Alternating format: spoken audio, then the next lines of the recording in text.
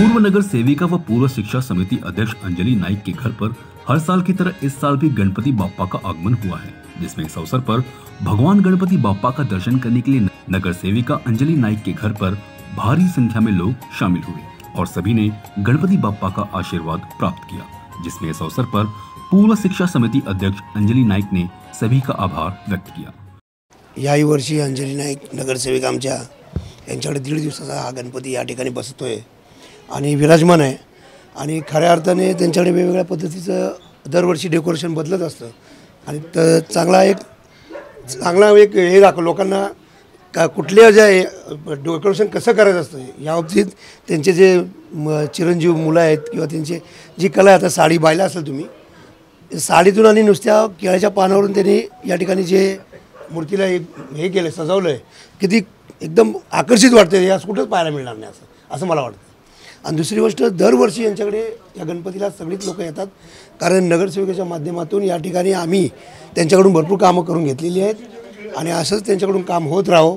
आणि आम्ही सदैव त्यांच्या पाठीशी उभे आहोत, तेही माझ्या पाठीशी उभे आहेत। येणाऱ्या काळामध्ये आम्ही एकमेकाला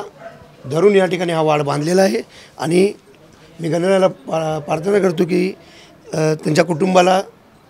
चांगल्या याच्यातून शुभेच्छा देतो की त्यांनी अजून वरच्यावर तरक्की करावी, ये त्यांना शुभेच्छा। गणेश चतुर्थीच्या गणरायाच्या खूप खूप शुभेच्छा देते आणि गणरायाला ही म्हणजे साकडं घालते की येणाऱ्या ह्या काळामध्ये नागरिकांचं सुखसमृद्धी भरभराटी होऊ दे। काही अवकाळी पावसामुळे बऱ्याच काही लोकांचं शेतकऱ्यांचं नुकसान झालं आहे, तर त्यांनाही त्या सगळ्या याच्यातून मुक्ती मिळू दे, कर्जातून मुक्ती मिळू दे आणि येणाऱ्या वर्षात सर्व नागरिकांना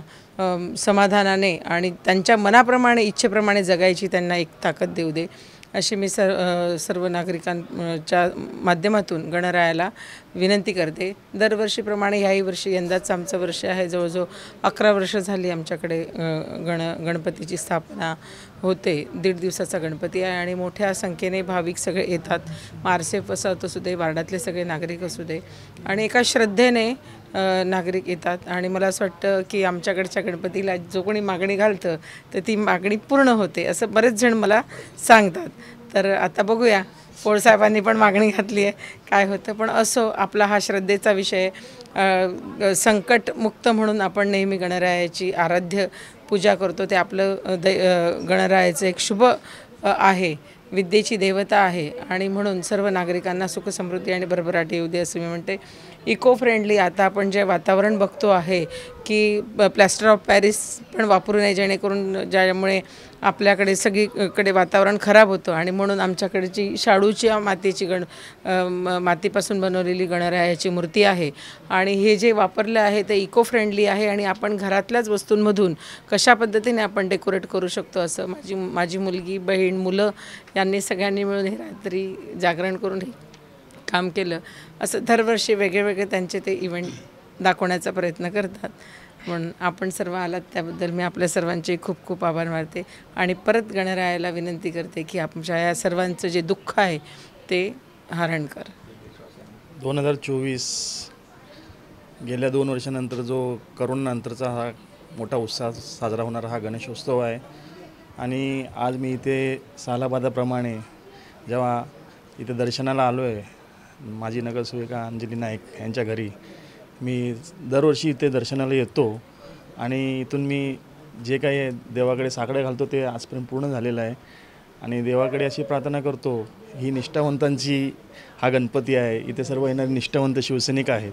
आणि जे आज पक्षावर आलेलं संकट आहे ते आता लोकसभेत ते चांगलं झालेलं आहे, पण येणाऱ्या विधानसभेतसुद्धा ह्या गद्दारांचा पूर्ण नाश व्हावी गणरायाचरणी प्रार्थना करतो आणि उद्धव साहेबांना आणि त्या पक्षाला बळकटी येण्यासाठी गणरायाचरणी प्रार्थना करतो आणि सर्व गणेश भक्तांना शुभेच्छा देतो की सर्व गणेश भक्तांना शुभेच्छा देतो की सर्वांचं गणराया सर्वांच्या मनोकामना पूर्ण करोत आणि ते थांबतो। जय जय महाराष्ट्र। का सगळ्यांचे दुःख दूर करा, सगळ्यांच्या मनोकामना पूर्ण करा आणि लोकांना भरभराटीचे चांगले देऊ द्या। धन्यवाद।